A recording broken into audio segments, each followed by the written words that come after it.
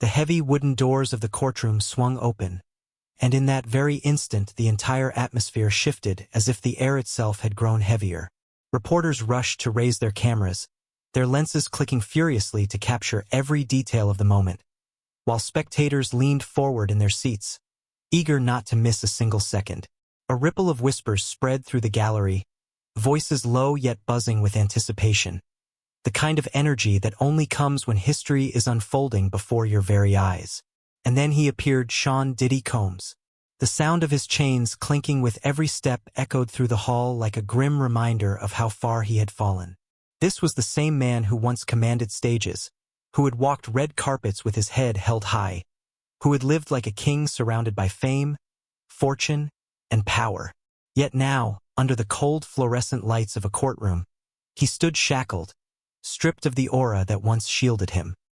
His hands trembled violently, his eyes darted around the room as though searching for a way out, and his face, once so carefully composed for cameras, was pale, sunken, and marked by exhaustion. It was the face of a man who finally realized that the empire he had built could no longer protect him. The judge entered moments later, his presence commanding absolute silence. His robe flowed behind him as he ascended to his seat, the air growing even heavier as he lifted his gavel. With a sharp, echoing strike, the room froze into stillness, the sound reverberating like thunder against stone walls. The judge's eyes locked onto Diddy with piercing intensity, and when he spoke, his voice carried the weight of centuries of law. This court does not bow to wealth. This court does not kneel to fame. Today, only the truth will be spoken. And for you, he paused, his gaze unflinching, there is no way out. The words hung in the air like a death sentence, each syllable slicing through the tense silence. Reporters scribbled frantically, their pens scratching across paper as they tried to capture every word, while the gallery sat motionless, stunned by the power of the statement. For the first time, Diddy's expression shifted fully into despair, his shoulders slumping as the reality of the situation sank in deeper than ever before. Unable to contain himself, Diddy collapsed back into his chair, his body trembling uncontrollably. His lips quivered as though every word he wanted to speak dissolved before leaving his mouth, and his swollen eyes glistened with unshed tears. The cameras, relentless in their pursuit, captured every second of his unraveling, ensuring the world would forever see not the mogul, not the legend, but the broken man who sat chained before justice. These were the same hands that had once signed million-dollar contracts, hands that had directed music videos, lifted trophies, and gripped microphones before tens of thousands of adoring fans. Now those same hands shook helplessly, bound in iron, symbols of a downfall so steep that it seemed almost unimaginable. Every flash of the camera immortalized the moment, etching his collapse into history. The gallery could not remain silent. Whispers swirled, echoing like restless winds in the corners of the room. "It's over," someone muttered under their breath. "No one is above the law," another voice replied softly, the words carrying a sense of grim satisfaction. Diddy, desperate to cling to any shred of hope, raised his head. His voice cracked, raw and desperate, as he pleaded, "Please, I can't lose everything." The sound was fragile, almost pitiful, and it filled the chamber with a sorrow that even the coldest heart could not ignore. Yet the judge's eyes remained hard, unyielding, his expression carved from stone. His glare was sharp, his voice cutting through Diddy's cries with merciless precision. "Tears cannot wash away the truth. You will not escape your crimes." The words slammed into the room with the weight of inevitability, pressing down like storm clouds ready to break, suffocating and heavy, leaving Diddy gasping under the pressure. The judge leaned forward slightly, his tone steady yet merciless. He spoke with deliberate calm, each word carrying the sting of truth.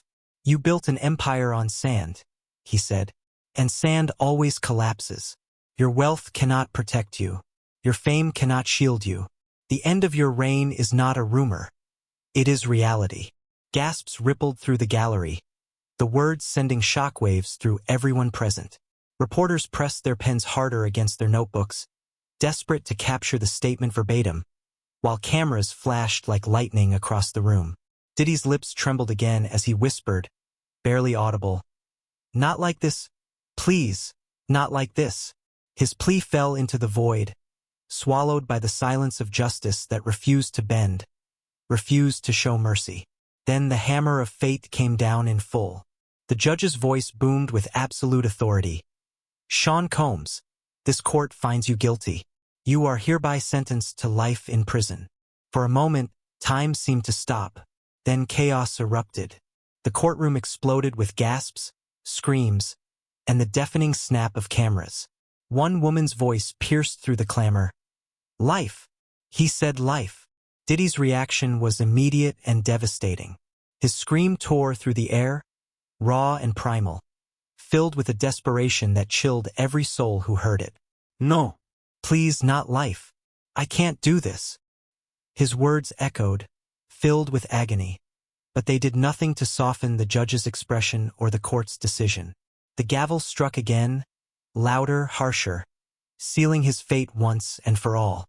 Two guards moved forward with measured steps, their heavy boots striking the floor in rhythm. They took hold of Diddy, each gripping an arm, and pulled him to his feet. His body sagged between them, his knees buckling as he sobbed uncontrollably. His cries were louder now, frantic, filled with panic. "Don't take it all away. Please, I gave everything," he shouted, his voice breaking apart. But his words found no mercy. The guards dragged him toward the back of the room, the chains around his wrists and ankles rattling with every step, the sound echoing like a requiem through the chamber. The audience watched, frozen in place, as the end of an empire played out before their eyes. The doors at the back of the courtroom swung open, revealing the chaos outside. The shouts of protesters, the flashing of cameras, and the roar of a world eager to consume the fall of a king spilled into the room. Diddy resisted weakly, pulling back, but the guard's grip was iron. His final plea rang out, his voice shaking the very air.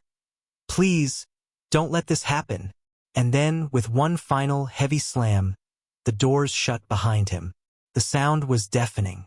It was the sound of an era collapsing, of a legacy extinguished in an instant.